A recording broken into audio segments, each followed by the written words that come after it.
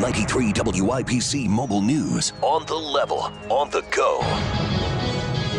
Cristobal's putting a lot of threats in play, he says. With your Alexa Flash Briefing, I'm John Herrick. Starting after noon today, the likelihood of severe weather increases with the tail end of Tropical Depression Cristobal moving in. Could see everything. We could see damaging winds. We could see tornadoes.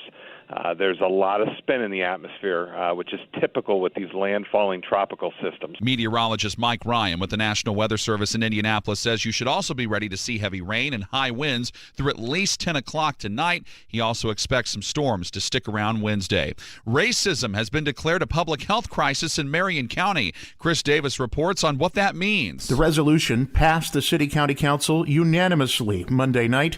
Now Council President Vop Osili says the council goes to work reviewing all of the city's policies to see which ones could cause health inequities.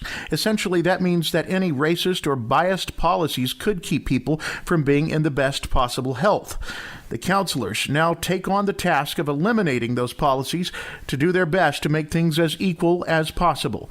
There's no indication in the text of the resolution on how to measure success. Chris Davis, 93 WIBC Mobile News. The City-County Council also moving forward with Mayor Joe Hogsett's proposed $76 million funding request, which would use coronavirus relief money the city of Indianapolis got as part of the CARES Act to expand testing and tracing for the virus in Marion County. This will ensure that as we take the steps to reopen the economy in our city, Indianapolis will be well positioned in the future to not only identify, but to be able to better contain any kind of resurgence. Hogsett says the proposal also includes rent relief, a reimbursement fund for nonprofits regarding personal protective equipment and small business grants. Someone driving a minivan drove through a protest on Monument Circle on Monday, police say. Demonstrators say they were marching on the south side of the circle when a driver kept moving forward despite there being people in the street. 3 people were hurt, with 1 person being cut on the hand. 2 people have been arrested, but IMPD says they're still looking into it. A gym in Indianapolis cutting ties with the CrossFit brand after what they're calling insensitive tweets from CrossFit's founder. Kurt Darling reports. On Saturday, Health Metrics and Evaluations sent out a tweet that read, "Racism is a public health issue."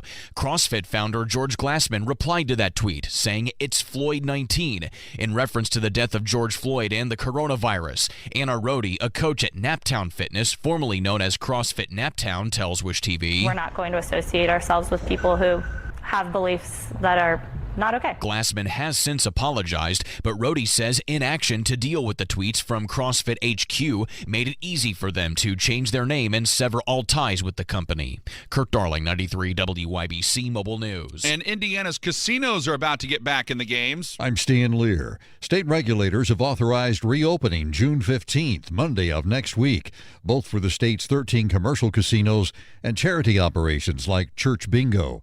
They will have to comply with rules and regulations for protecting employees and patrons from the coronavirus.